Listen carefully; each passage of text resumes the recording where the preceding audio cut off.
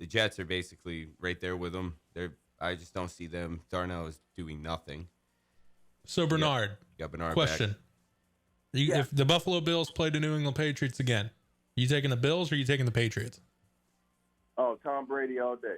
That's Really? my boy. Even after that 16-10 win over the Bills, you're not worried about the Buffalo Bills beating the Patriots anytime soon? Nope. Patriots is a dynasty, you know? Yeah, I mean, that's fair, but I mean, he's getting a little old. Maybe the Bills are catching up to the Patriots. And you want to know what, Bernard, you probably agree with me. It's funny. I remember before, so around the Giants Super Bowl wins over the Patriots, as a fan, I was thinking, I think we're starting to see Brady let up. I think he's starting to age, or something's happening. And then out of nowhere, I don't know if maybe it's just those short little, dump off passes or what in the timing, but I feel like he has gotten better from those years to now. And to see him, he's playing older. I think, honestly, it was when he cut the hair and probably stopped wearing Ugg boots. I don't know. Maybe that put a little hair on his chest finally. But hey, whatever. If he keeps winning, it's the avocado ice cream. It's the and maybe having a Victoria's Secret, super swimsuit model as your wife. So then we move to the AFC. Move to the AFC. All that helps. Move to the AFC North, where mine and Bernard Williams' Baltimore Ravens are 8-2.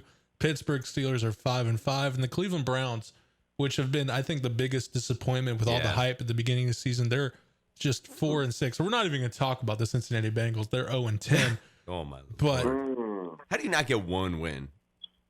You have elite athletes on your team, especially against Miami. They played Miami and they lost. Yeah, you want to know the worst is I picked up Andy Dalton thinking like, oh, I'm going to win my fantasy week because Dalton's going to throw up like 320 yards, 3 touchdowns. No, Dalton gave us redheads a bad name.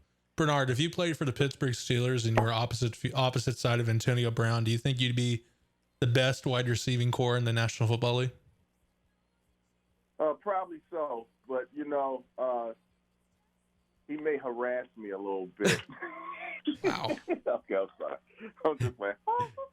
My bad. So I think Baltimore wins the AFC North. It's their division to lose. I mean, unless a historic collapse by the Ravens, they will lose. Then let's move to the Colts in the AFC South, where the Texans and Colts are both 6-4. Now, Jacoby Brissett, we all thought the Colts season was done. Andrew Luck retired that day of the Miami-Florida game. It was, I think, the biggest story coming out of the Miami-Florida game is that news broke during that game.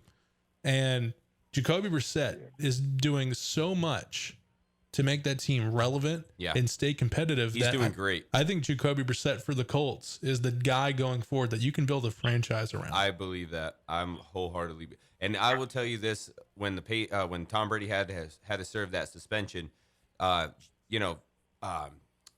did really well. He went 4-3-1. Yeah. So the pass went 3-1. 2 of those games were with Brissett.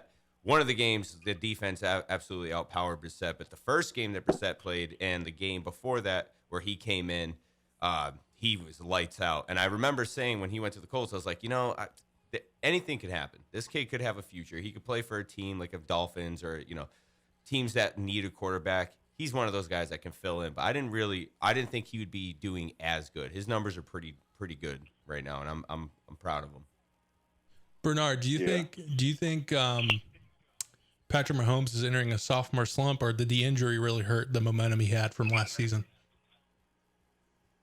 I think anytime you have an injury, it's going to slow you down just a little bit. So he's not at his best. But it's almost like watching, in basketball, watching Derrick Rose. He's doing great now. But when you're injured, man, you really can't match up. You can't really maximize your potential. So I just think if he just keep working and get his rhythm right, he'll be back where he was before.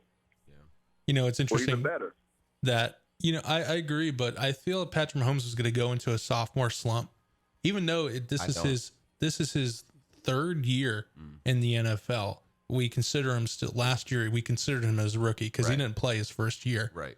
And just to see what Patrick Mahomes has done in the short amount of time, the only quarterback who has played better than him statistically has been Lamar Jackson. What Lamar. about Deshaun Watson? Can you believe the Bears passed up on Deshaun Watson for Mitch Trubisky? Trubisky. Oh, imagine that. I mean, somebody passed up on Michael Jordan. Think about that. A lot of teams passed up on Tom Brady. Yeah, every team passed up on Tom Brady, including his own, and then they drafted him in 6th round. Yeah. Exactly. Yeah, man, that's how it works, man. Sometimes the person who got passed, we don't even see greatness until they start developing. So we shall see. Do the Oakland Raiders make the playoffs?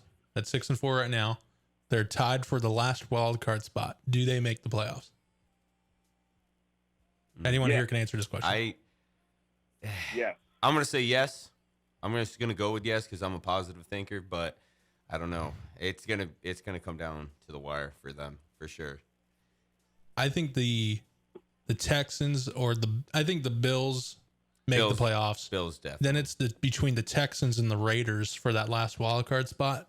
So who has the better quarterback? The Texans do. Who has the better team? The Texans do. But apparently they don't miss Khalil Mack. Clellan Ferrell, the rookie out of Clemson, been doing really big things over in Oakland. So I think John Gruden has a couple guys around him that he likes now, and now he has his full team. This is his second full year. So I think the team around him is really good. Let's move to the NFC East, where the Washington Redskins. Bernard, you're living in the DMV area. You're in the Beltway. How do people feel about the Redskins? Have people just given up on them? You know what?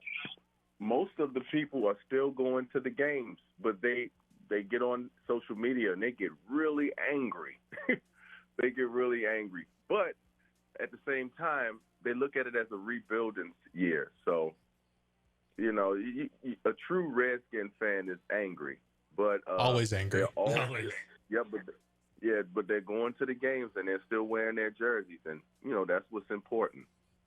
You know, it's interesting that you live in that area where you have 2 NFL teams. Well, really 3, because I can throw Philly because Baltimore is not a stone's throw away from Philly. But there's 3 teams in that area where one of them is really, really good, where the Baltimore Ravens, and they have Super Bowl title hopes right now.